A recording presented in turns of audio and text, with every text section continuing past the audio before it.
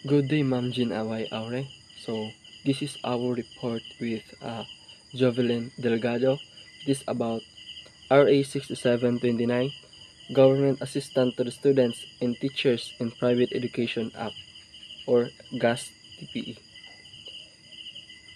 So, first of all, purpose of the law. So, improve accessibility and quality of education in the Philippines. So, ang purpose ng batas na ito ay para ma-improve yung access ng government sa quality of education sa Pilipinas sa pamamagitan ng pagbibigay ng assistance sa mga estudyante at sa mga guro upang paunlad ang kanilang kaalaman sa kanilang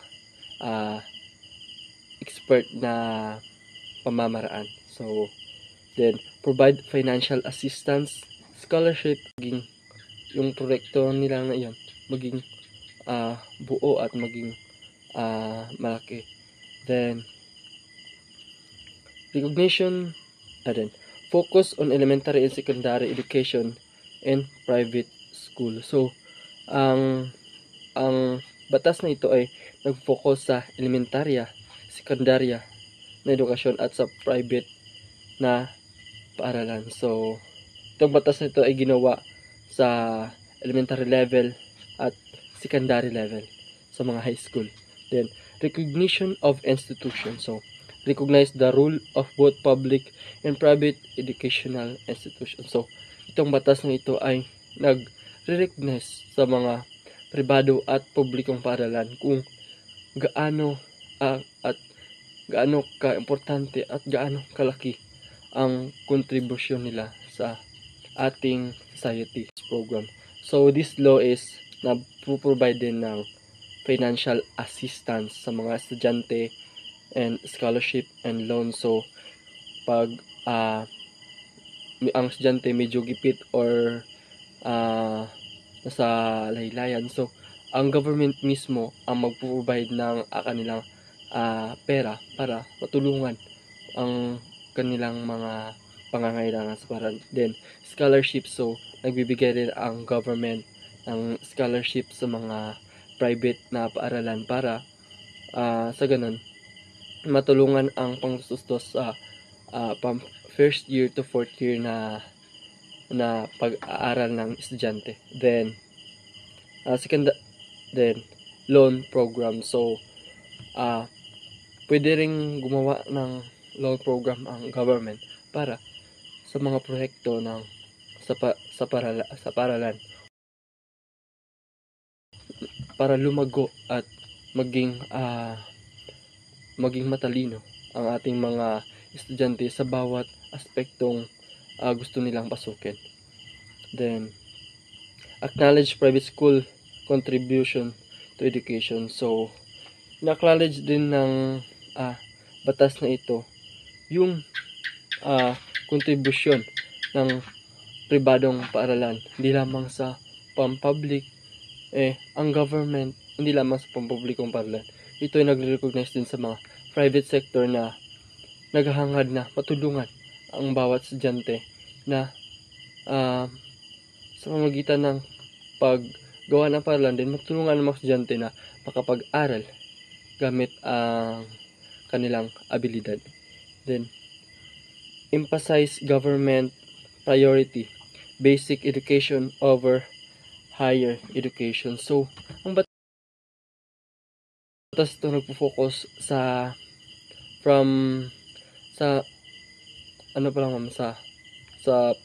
maliit pa ang bata, din nagpo-focus sila kung sa paglago ng isang bata para ang kanyang foundation is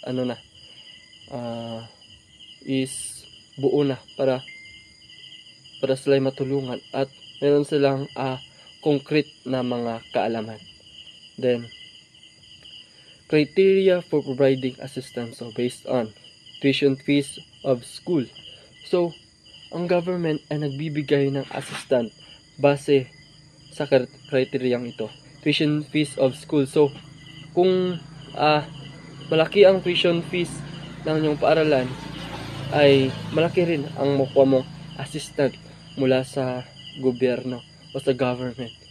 Then, socio-economic needs of a region. So, kapag ay hindi gaano kalaki ang era, posibleng ang support ng government ay malaki rin para yung assistance na makuha ng estudyante ay malaki.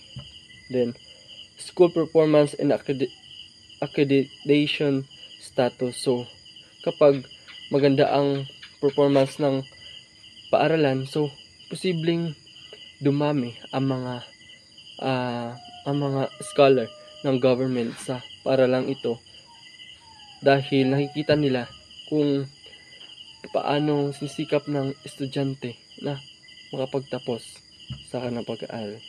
Then, students' academic qualification and financial needs. So, base rin sa kwalifikasyon ng government ay dapat ang estudyante ay student academic qualification. So, base sa kanyang grado, then financial needs. So, mag-qualify ang estudyante kapag medyo mababa ang income ng kanilang family. So, pwede silang pumasok doon. Then, geographic spread and population. So, kung saan nakadepende ang kanilang lugar, kung marami ba sila or maliit. So, nakadepende rin kung paano magbigay ang government sa mga taong kanilang nasusukupan dahil ito ay kanilang binabalanse upang sa ganun ang mga nasa ilalim ay matugunan ang kanilang pangangailangan upang sa basic education upang sila'y lumago at umunlad. Yan naman po. Good morning everyone, I am Jovelyn Delgado and I am going to discuss the next slide, which is the eligibility for assistance. So this slide outlines who are the qualified students for the financial program or the financial assistance program. So first, a student must be enrolled in accredited or accrediting schools that are recognized by the FAAP or the Federation Accrediting Agencies of the Philippines. Second is a family with an annual income of 36,000 pesos. Their students are qualified, but this amount is adjustable. Nakadepende siya sa mga certain conditions. And the third is yung financial support. Hindi lang siya limited for college education. Nai-include din dito yung mga post-secondary vocational, technical programs to widen the scope of support.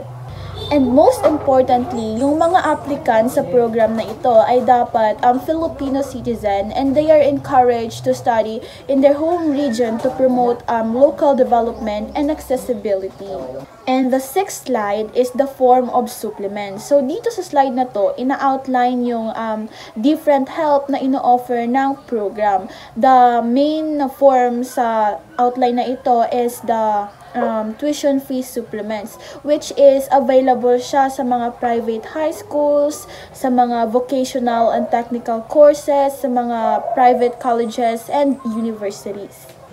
And the other forms of assistance include the high school textbook assistance funds, wherein it helps with the cost of learning materials, and also the expansion of educational service contracting scheme, wherein inaalaw nila yung mga student na mag-study sa mga private school pero suportado sila ng government. So yung goal ng program na to is to support the students with different educational levels and institution, especially those students who are studying from private schools and technical schools. So let's move on and proceed to the seventh slide, which is the continuation of forms of assistance. So dito sa slide na to, ina-outline din yung mga forms of assistance pero nag-focus siya specifically sa mga programs. So we have the PESFA voucher system, which is yung mga college freshmen under sa private education student financial assistance ay ginabigyan sila ng mga vouchers. And we also have the tuition waivers, which wherein ito ay para sa mga top performing student, especially sa mga salutatorian students and valedictorian student. And they also provide scholarship and allowances for underprivileged students to ensure na hindi maging hadlang yung kahirapan para sa mga capable students na mag-continue sa kanilang pag-aaral. So, dito sa slide na to, pinapakita nila na their program rewards excellence academic and also promote equity by helping students who have who are financially disadvantaged. So, we are now in the last slide, which is the tuition and regulations of loans. So, dito sa slide na to, ini-explain yung mga rules and support system na related sa loans and sa tuition ng mga students. This is to support the students and to make education accessible. So, first is limit and tuition fee increases. So, hindi basta-basta na mag-i-increase ng tuition fee yung mga schools because they are restriction na dapat ay mag-stay lang na affordable yung mga tuition fee sa mga schools. Requires consultation with stakeholders. So, if ever na may mga changes sa mga tuition fee or policies, dapat is mapag-usapan muna ng mga parents or ng mga students and other groups that are concerned. Creation of education fund. So, itong fund na to is ginawa siya para matulungan yung mga student na manghiram or they can borrow if nahihirapan sila sa mga bayarin sa school or if they cannot afford upfront. So, loan repayment starts after graduation. So, hindi nila kailangang magbayad while nag-aaral sila. They can pay their borrow money if naka-graduate na sila or may mga trabaho na sila. Lastly, access to low-interest educational loans so from SSS or the Social Security System. So, pwede mag-loan yung mga students sa SSS kasi mas manageable yung repayment dito. So, dito sa slide na to ay ipinapakita na yung government, they are trying to promote fairness and balance and also accessible education through strong regulations and support.